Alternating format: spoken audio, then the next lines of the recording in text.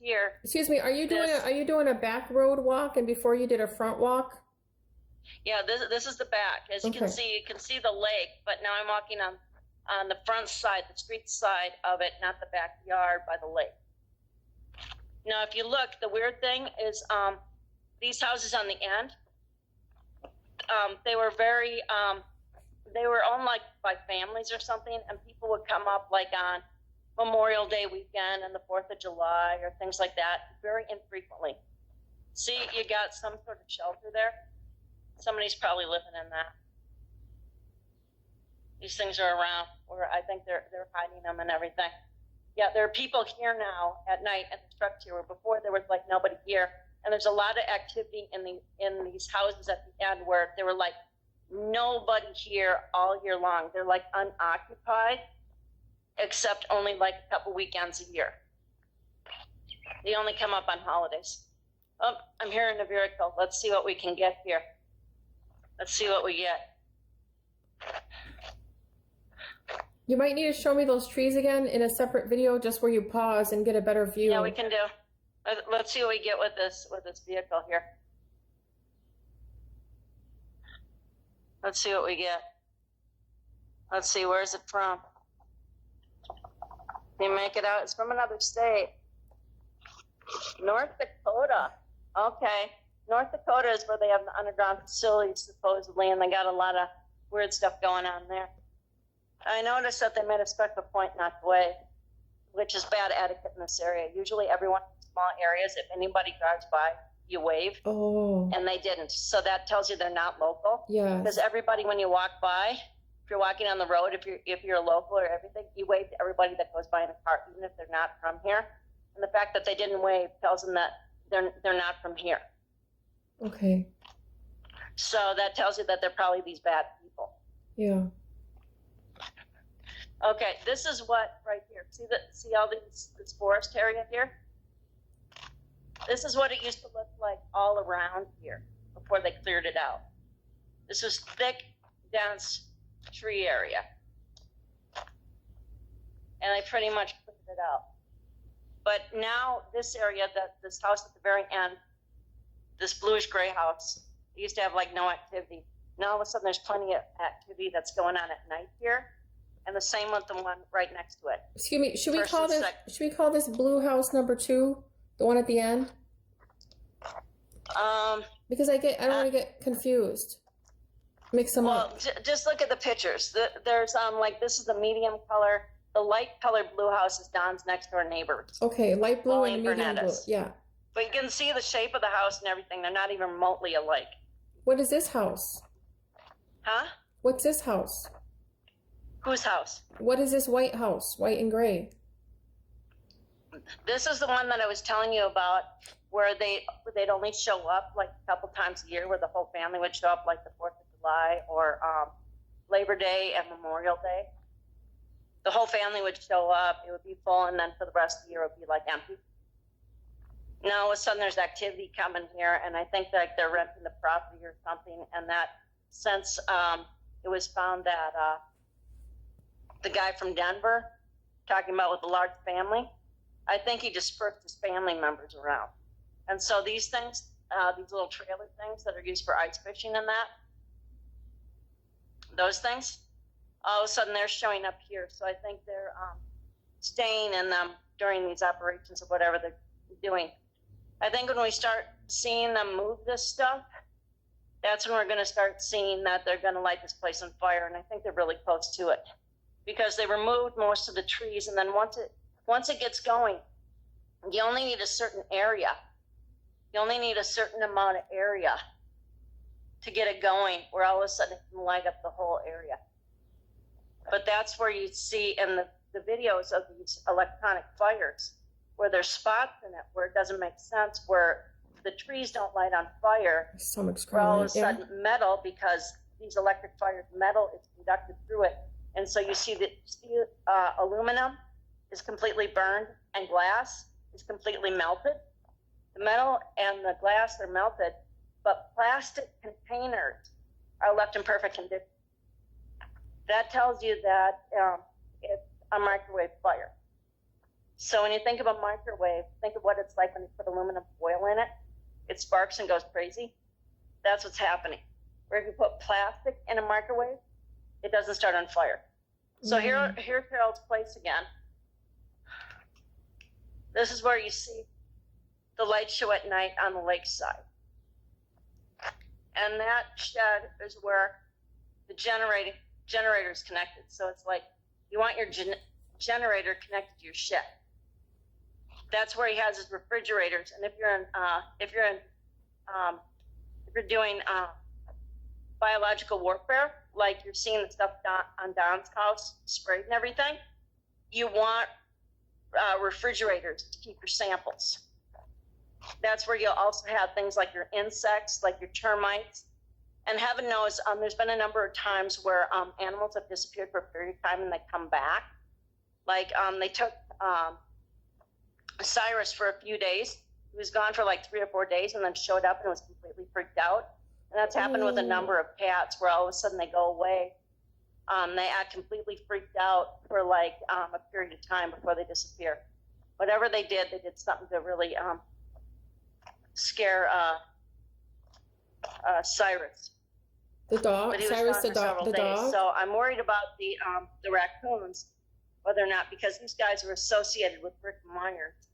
See, usually around this time of night is where all of a sudden all the activity starts going on with the lake pontoons. I don't know if you see the pontoon there. Always at this time of night.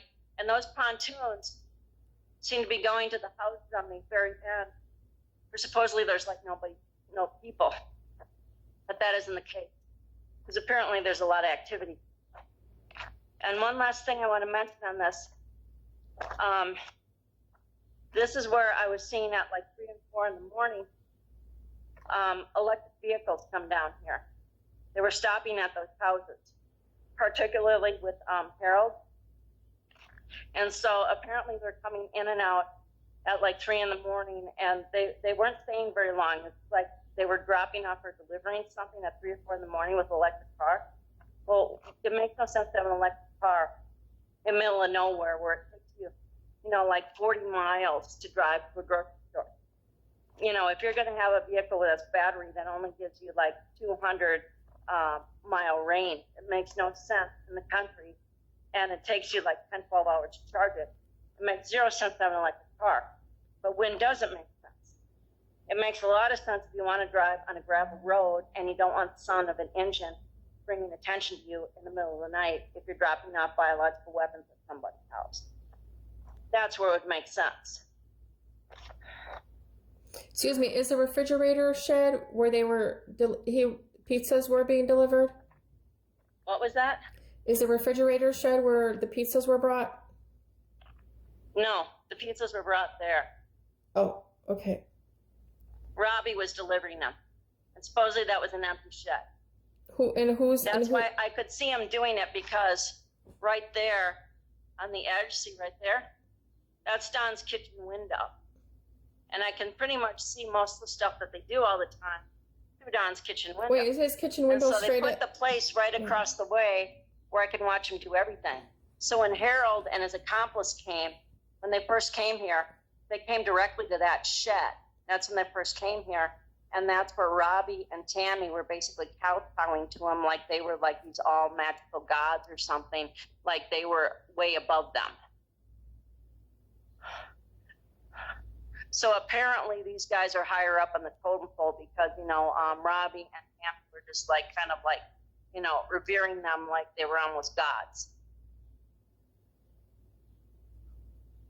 And so I could see them coming in right through that window there. See where the tree's starting up over? You don't want to take down the tree because that actually protects from directed energy weapons. You want to have as many leaves going as much. And then right here, you see Wally and Vernetta also, even though they try to make it seem like we're the bad guys with the cats, as can you see the bowl on the ground there? There's a cat staying here, right here, because they're feeding the cats. As you can see, there's a bowl there. on the ground by the rocks. Yeah. They feed the cats. So that's why the cats stay over here too. And then they try to act like we're the crazy bad people that are not killing cats and feeding them. Meanwhile, they're doing the same thing, but on the other side of the house, they put up a ruckus if I'm around saying, get out of here, and they're screaming and yelling like the cats are a problem. Meanwhile, they're feeding them to keep them here. So they're trying to make it sound like we're the problem to, the neighborhood because of the cats. But yet they're the ones that are making sure to keep them here, but then they put on the display of there's a problem. Wow. Now, if you see on Robbie there, I don't know if you see it, but there's Wally and Vernetta, the old couple that were on food stamps, but then suddenly had all this money.